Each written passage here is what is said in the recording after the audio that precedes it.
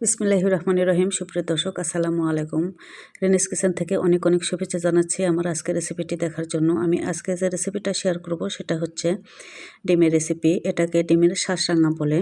সপ্তাহে 2-3 দিন আমরা ডিমের যে কোনো রেসিপি তৈরি করে থাকি।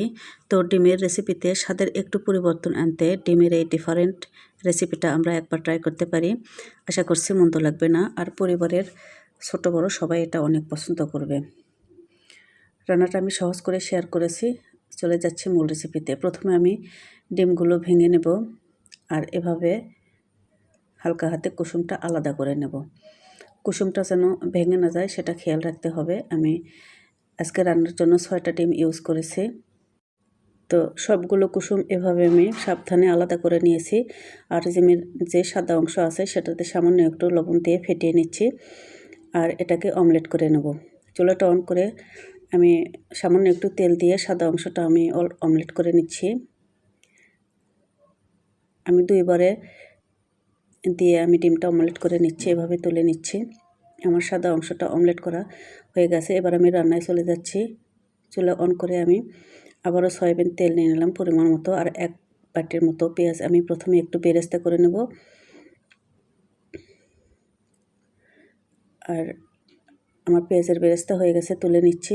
সেম প্যানে আমি পেঁয়াজ বাটা দিয়ে দিচ্ছি। পেঁয়াজের মধ্যে আমি 3 থেকে 4টা কাঁচামরিচ দিয়েছিলাম, আর আদা রসুনের পেস্ট 1/4 চামচ দিচ্ছি। এর বেশি দেওয়া যাবে না 6টা ডিমের জন্য, আর বেশি দিলে কিন্তু আদা রসুনের একটা গন্ধ থেকে যাবে। তো আদা রসুন আর পেঁয়াজ পেস্ট আমি ভালো করে কষিয়ে নেব। লোকটা এ পর্যন্ত আসা পর্যন্ত দিয়ে দিচ্ছি। ধনিয়া জিরার গুঁড়া 1/4 চামচ, লবণ স্বাদ মতো দিয়ে দিলাম, আর টক দই দিচ্ছি 2 টেবিল চামচ। আমি আবারও একটু মিশিয়ে নিচ্ছি মশলার সাথে টক দইগুলো, আর দিয়ে দিচ্ছি 1/4 চামচ গরম মশলার গুঁড়া। এ পর্যায়ে আমি আস্ত গরম মশলা ইউজ করে নিই। ডিমের এই সিম্পল রেসিপিতে আমার গরম মশলা দিয়েই রান্নাটা হয়ে যাবে। আর পানি দিয়ে আমি মশলাটা একটু বয়েল করে নেব। আমি 2 কাপ পানি ইউজ করলাম, আর ঢাকনা দিয়ে রান্না করে নেব পানিটা ভালোভাবে ফুটে ওঠার পর্যন্ত। আমার পানিতে বলক এসছে। এবার আমি ডিমের কুসুমগুলো হালকা হাতে দিয়ে দিলাম, আর যে সাদা অংশটা অমলেট করে রেখেছিলাম সেটাও দিয়ে দিচ্ছি। আর দিয়ে কিন্তু নাড়াচাড়া করা যাবে না। ঢাকনা দিয়ে আমি আবারও রান্না করে নেব কিছুক্ষণ মিডিয়াম হিটে। তো রান্নার কিছুক্ষণ পরে আমি ঢাকনা খুলে আবার একটু নেড়েচেড়ে দিচ্ছি। 4-5 মিনিট আমি রান্না করে নিয়েছি। এতে কিন্তু ডিমের কুসুমগুলো সিদ্ধ হয়ে গেছে। আমি হালকা হাতে নেড়ে দিচ্ছি।